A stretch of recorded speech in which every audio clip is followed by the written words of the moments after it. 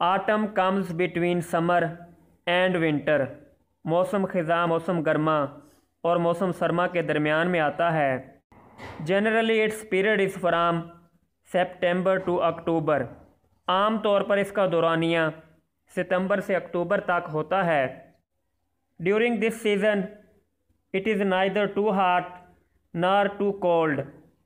इस मौसम के दौरान ना तो बहुत ज़्यादा गर्मी होती है और ना ही बहुत ज़्यादा सर्दी।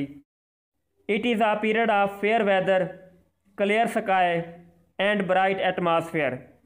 ये खुशगवार मौसम, शफाफ आसमान और रोशन फ़िज़ा का दौर है। Most of the trees shed of their leaves. ज़्यादातर दरख्त अपने पत्ते झाड़ देते हैं। Rainfall is rare but the sky presents patches of white clouds here and there. बारिश बहुत कम होती है लेकिन आसमान पर इधर उधर सफ़ेद बादलों के टुकड़े नज़र आते हैं।